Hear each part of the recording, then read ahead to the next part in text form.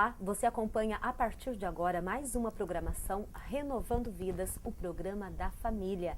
Lembrando que a nossa programação você acompanha através da sua web TV ou web rádio Renovando Vidas, www.ministeriodafamilia.com.br ou www.aravidias.com.br. Para nós é um privilégio ter você, nosso amigo, irmão, ouvinte e telespectador. Hoje nós iremos acompanhar a palavra do Senhor no livro de João, capítulo 5, do verso 1 ao 15. E você é nosso convidado especial para acompanhar conosco. O título da nossa mensagem de hoje é O Desamparado e o Auxiliador. E nós vamos fazer a leitura bíblica a partir de agora. Se você tem acesso à sua Bíblia, acompanhe conosco. Se não tem, você acompanha através da nossa leitura, amém? Livro de João, capítulo 5, nós vamos ler do verso 1 ao versículo de número 15. Diz a palavra do Senhor. Passadas essas coisas, havia uma festa dos judeus e Jesus subiu para Jerusalém. Ora, existe ali, junto à porta das ovelhas, um tanque chamado em hebraico de Betseda, o qual tem 5 pavilhões. Nestes jazia uma multidão de enfermos, cegos, coxos e paralíticos, esperando que se movesse a água, porquanto um anjo descia em certo tempo, agitando-a, e o primeiro que entrava no tanque, uma vez agitada a água, sarava de qualquer doença que tivesse. E estava ali um homem enfermo havia 38 anos. Jesus, vendo-o deitado e sabendo que estava assim há muito tempo, perguntou-lhe: Queres ser curado? Respondeu-lhe o enfermo: Senhor, não tenho ninguém que me ponha no tanque quando a água é agitada, pois enquanto eu vou, desce outro antes de mim. Então lhe disse Jesus: Levanta-te, toma o teu leito e anda. Imediatamente o homem se viu curado e, tomando o leito, pôs-se a andar. E aquele dia era sábado. Por isso disseram os judeus aos que fora curado: Hoje é sábado e não te é lícito carregar o leito. Ao que ele lhes perguntou: O mesmo que me curou me disse: Toma o teu leito e anda. Perguntaram-lhe eles: Quem é o homem que te disse: Toma o teu leito e anda? Mas o que fora curado não sabia quem era, porque Jesus se havia retirado, por haver muita gente naquele lugar. Mais tarde, Jesus o encontrou no templo e lhe disse: Olha que já estás curado, não peques mais, para que não te suceda coisa pior. O homem retirou-se e disse aos judeus que fora Jesus quem o havia curado. Amém? Graças a Deus por esta palavra maravilhosa, né? Aqui, como diz o título desta palavra, nós vemos a história de um homem que encontrava-se desamparado. Um homem que encontrava-se enfermo havia 38 anos, no lugar onde aparentemente era o lugar da bênção, era o lugar da cura, mas ele não conseguia ser curado. Ele não conseguia chegar-se até as águas quando elas eram agitadas para que fosse então curado. E este procedimento, essa tentativa, ele havia tentado há 38 anos. Até que em um determinado momento ele encontrou-se com aquele que poderia curá-lo, independente de como as águas se movessem. Se as águas se movessem ou não se movessem, ele poderia ser curado. Amados irmãos, nós vimos nesta palavra, a partir do versículo de número 5, que naquele lugar havia uma grande multidão de enfermos. Nós sabemos que enquanto estivermos nesta terra, sabendo que não pertencemos a este mundo, mas estamos neste mundo, nós vivemos como se estivéssemos em um grande hospital, aonde nós estamos sendo curados, sarados a cada dia da nossa vida. Em cada área que nos encontramos enfermos, nós precisamos ser restaurados, nós precisamos nos deixar ser curados. Sabemos sim que existem muitas pessoas enfermas fisicamente, mas existem muitos enfermos espiritualmente, sentimentalmente, na sua área do seu caráter, da sua personalidade. tantas áreas das nossas vidas que precisam ser curadas por Jesus. O primeiro passo é nós entendermos e reconhecermos a necessidade de sermos curados. Porque quando estamos enfermos, rapidamente nós entendemos essa necessidade. Porque sabemos que precisamos e queremos muito ser curados para ter novamente a nossa vida, a nossa rotina, a nossa alegria de viver e viver bem com saúde. Portanto, muitas vezes nós não entendemos que talvez a nossa enfermidade não seja física. Talvez você possa olhar para a sua situação neste momento e achar que você está perfeitamente bem, mas você não consegue olhar para dentro de você. Talvez eu não consiga olhar para dentro de mim e entender que existem áreas na minha vida que precisam ser curadas por Deus, que eu preciso de uma restauração espiritual da parte de Jesus. Nós vemos aqui no verso de número 3 que naquele lugar havia uma grande multidão de enfermos. E a Bíblia cita aqui algumas dessas enfermidades, como os cegos, coxos e paralíticos. Amados, nós podemos pegar essas enfermidades e trazer para os dias de hoje em outras áreas das nossas vidas. Existem muitas pessoas que encontram-se cegas espiritualmente, que por conta do seu pecado, da sua ganância, não consegue ver as coisas de Deus. Não consegue abrir os seus olhos espirituais para enxergar Deus na sua vida. Tem os seus olhos como que com escamas, como era a vida de Saulo, que posteriormente se tornou-se Paulo. Tinha os seus olhos tapados, sua visão totalmente inutilizada. Não conseguia ver aquilo que era necessário que fosse visto. Existem pessoas que enxergam, mas não veem, que têm a sua visão, mas não enxergam. Nós estamos falando, neste contexto, do mundo espiritual. Pessoas que, embora consigam enxergar perfeitamente, são absolutamente cegas no que se referem às coisas de Deus. Deixam com que o inimigo segue todo o seu entendimento. Segue todo o seu entendimento. E faça com que você não consiga enxergar a grandeza do Deus vivo na sua vida. A vontade de Deus para você. E aí vai andando conforme as suas próprias forças, conforme a sua própria vontade, e se torna como um desses enfermos, cego espiritualmente.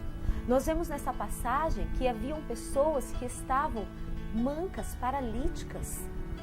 Se trazermos para o contexto espiritual, nós podemos ver aquelas pessoas que estão encolhidas, ressequidas, que não conseguem estender as suas mãos na direção de Cristo, que não têm desejo de ser curadas, que não conseguem ver que precisa dar um passo na direção de Deus.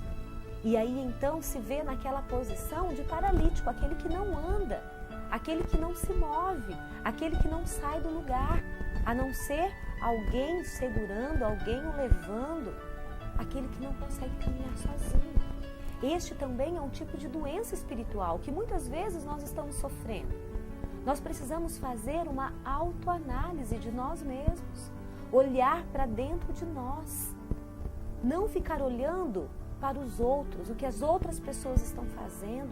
Às vezes é muito fácil nós analisarmos a vida do outro. Aquela pessoa não enxerga o que Deus tem para a vida dele. Aquela pessoa encontra-se como um paralítico, não caminha em direção a Deus. Nós precisamos parar de olhar para os outros e olhar para nós mesmos. A partir do momento que a gente conseguir se ver claramente, aí então nós estaremos prontos para ajudar o outro e não para julgar o outro. A Bíblia diz que havia uma grande multidão de pessoas enfermas naquele lugar. Assim como o mundo de hoje é um grande hospital onde uma grande multidão de pessoas, se não a grande maioria, encontram-se com alguma enfermidade espiritual e precisa rapidamente de uma cura. O versículo de número 4 diz que essas pessoas estavam esperando que se movesse a água. Portanto, um anjo descia em certo tempo agitando-a. E o primeiro que entrasse no tanque, uma vez agitada a água, sarava de qualquer doença que tivesse. Amados, Nesse contexto do tanque, os dias de hoje nós podemos colocar como religiosidade. As pessoas que ficam esperando aquela regra para que possa acontecer algo na sua vida. Pessoas que acham que aquela regra que foi colocada é a única maneira dele ser liberto, dele ser curado, dele ser tocado, dele ser encontrado por Cristo. Pessoas que às vezes colocaram uma regra dentro da sua igreja ou dentro da sua vida pessoal, espiritual, e dependem dela para tudo. Depende dessa regra para sobreviver. E enquanto isso, vê que as coisas acontecem na vida dos outros e não acontecem na sua própria vida, porque talvez você esteja dentro desta regra, limitando o agir de Deus, esperando que as coisas aconteçam dentro daquele quadrado, não entendendo que Jesus vai muito além disso. E esta palavra nos prova isso, porque a Bíblia diz no versículo de número 5 que estava ali um homem enfermo havia 38 anos. Imaginem um homem doente, enfermo, há 38 anos. Vamos tentar entender a frustração deste homem, que há 38 anos, dentro da sua regrinha de religiosidade, dentro da sua religião, estava ali esperando um toque, uma cura de Deus, mas ele estava esperando dentro daquele contexto da água, que precisava se mover e apenas o primeiro que entrasse na água seria curado. E há 38 anos este homem encontrava-se tentando. Provavelmente já havia dentro dele uma grande frustração. Ele tentava e não conseguia. Por quê? Porque ele estava debaixo das regras, daquilo que limitava o agir de Deus na vida dele. Ele acreditava apenas naquilo. A sua fé estava baseada em quê? Estava baseada no mover das águas para que ele fosse curado. E ele entendia e via que ele não conseguia mais se chegar às águas como primeiro, porque outras pessoas se achegavam antes que ele. Este homem estava assim há 38 anos e o verso de número 6 diz que Jesus, vendo-o, Jesus vê a sua dificuldade. Deitado e sabendo que estava assim há muito tempo, olha o olhar de Jesus. Jesus viu, Jesus olhou, Jesus percebeu aquele homem naquele lugar. Há muito tempo Jesus sabia que ele estava sofrendo. Aí então Jesus perguntou-lhe: queres ser curado? Amados, muitas vezes nós estamos dentro deste nosso contexto religioso, servindo não ao nosso Deus, mas servindo a nossa religião. Jesus estava ali, Jesus poderia curá-los de forma imediata, mas as pessoas estavam todas voltadas para o ato religioso, para aquele ato que anteriormente havia curado muitas pessoas. E aí o foco estava só ali. E a Bíblia diz que Jesus viu este homem, Jesus olhou para ele, Jesus sabia que ele estava enfermo já há tanto tempo, mas Jesus sabia que ele poderia curá-lo. Jesus já não foi e curou, Jesus fez a ele uma pergunta: queres ser curado? Amados, esta pergunta é feita para nós todos os dias. O que queres que eu te faça? Queres receber a cura? Queres ser curado? Quer ser transformado? Quer ser liberto do seu pecado? Por que Jesus pergunta? Porque existem pessoas que não querem ser livres do seu pecado. Têm o seu pecado como algo de estimação, como algo que você gosta de fazer e que você não quer abrir mão. E para ser curado é necessário abrir mão, sim, de muitas coisas. Para ter uma vida com Cristo é necessário ter uma vida de renúncia. Renunciar às coisas à vontade da carne todos os dias. Renunciar-se a si mesmo. Pegar a sua cruz e seguir Jesus.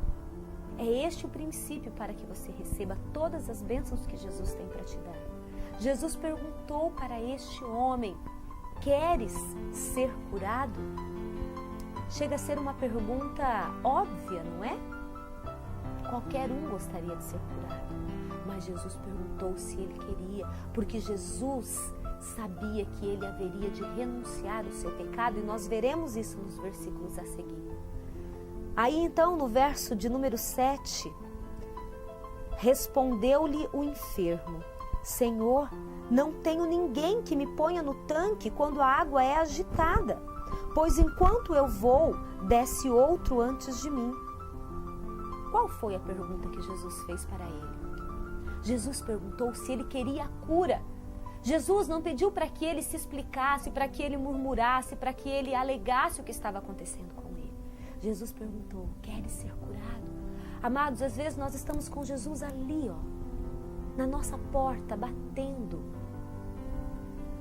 nos oferecendo a sua bênção, a sua mão, o seu cuidado, a sua cura.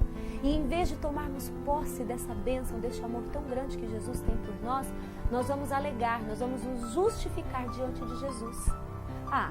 Eu gostaria de ser curado, mas como eu poderia ser curado se todas as vezes que eu vou chegar até as águas, outra pessoa vem diante de mim?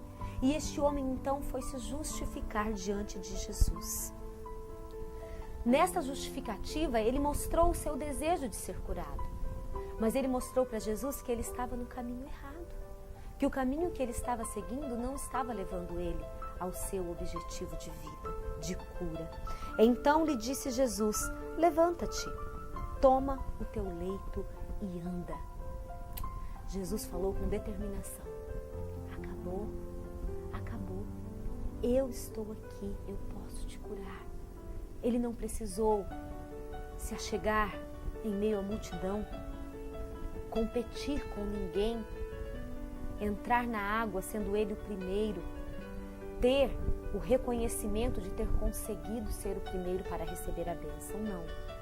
Ele precisou estar diante daquele que pode curar, em qualquer momento, em qualquer lugar, em qualquer situação. Jesus disse a ele: levanta-te, pega o teu leito e anda. O verso de número 9 diz: imediatamente o homem se viu curado.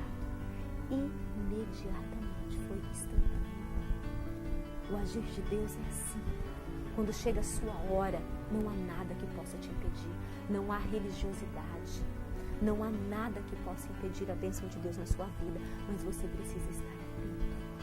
Eu e você precisamos estar atento, porque imediatamente este homem foi curado. O homem se viu curado e, tomando o leito, pôs-se a andar. E aquele dia era um sábado. Jesus curou. Jesus cura. Este homem obedeceu a Jesus. Quando Jesus diz: receba a bênção, toma posse da sua bênção, você não pode ficar lá assim: será que eu vou conseguir levantar? Em dúvida. Não, a Bíblia diz que esse homem, mesmo sendo ele paralítico há tantos anos, ele levantou rapidamente. Ele entendeu que ele estava curado. Não houve dúvida nele que ele havia recebido a cura. Ele pegou então aquele leito que ele havia deitado ali, colocou provavelmente debaixo dos seus braços e andou. E foi adiante. Não ficou ali em dúvida.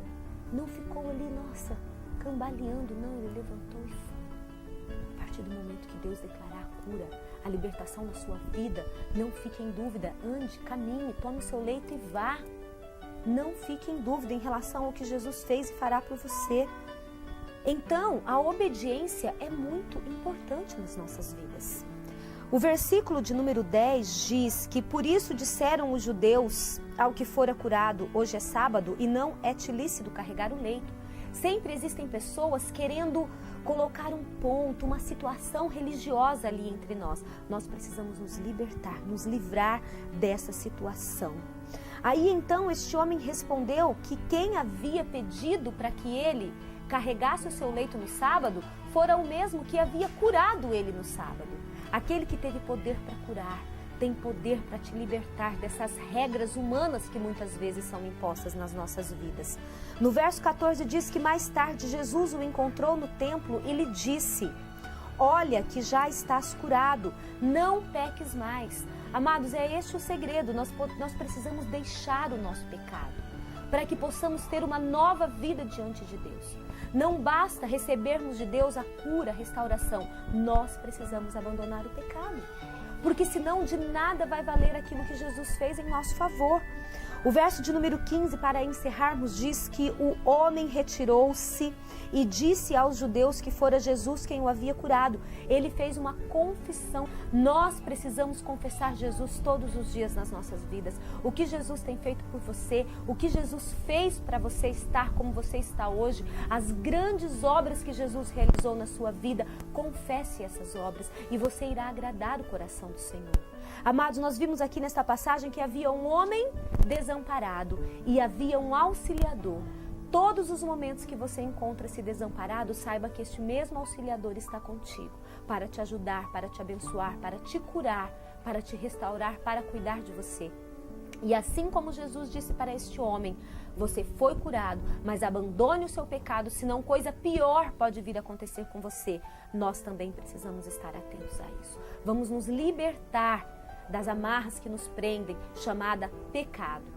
Vamos nos libertar, vamos ser livres, vamos ser sarados diante de Deus, vamos ser sadios no mundo espiritual, porque muitas das nossas enfermidades encontram-se por conta do nosso pecado, por causa da nossa falha, por causa do mundo espiritual que nós não vemos, que nós não enxergamos, que nós não damos passos, encontramos-se aleijados, parados diante das coisas espirituais. Vamos despertar. É este o convite de Deus para a sua vida hoje. Desperta, abra os seus olhos e caminhe em direção ao Senhor, que Ele tem uma obra maravilhosa para fazer na sua vida, amém? Que Deus venha te abençoar tremendamente com toda sorte de bênção, que o cuidado, a proteção de Deus esteja todo o tempo sobre a sua vida e que você venha reconhecer isso. Sinta a companhia do Senhor ao seu lado, a proteção e os livramentos de Deus com você todos os dias, amém? Que Deus te abençoe. Quero convidar você para que você possa acompanhar outras ministrações neste mesmo endereço, www.ministeriodafamilia.com.br ou aravideos.com.br. Tem muitos homens e mulheres de Deus com palavras maravilhosas para o seu coração, amém? Fiquem todos na paz de Cristo e até breve.